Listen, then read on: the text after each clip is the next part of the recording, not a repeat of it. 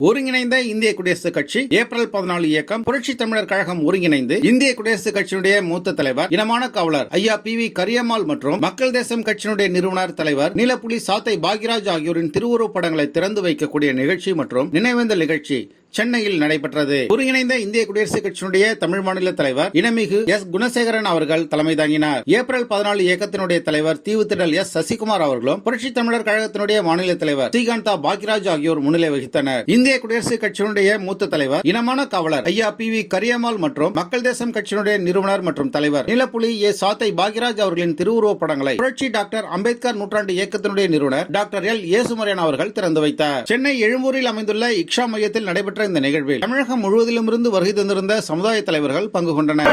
புகழ் வணக்கம், புகழ் வணக்கம், புகழ் வணக்கம், புகழ் வணக்கம். நீலப்புலி சாத்தையாருக்கு, நீலப்புலி சாத்தையாருக்கு புகழ் வணக்கம், புகழ் வணக்கம், புகழ்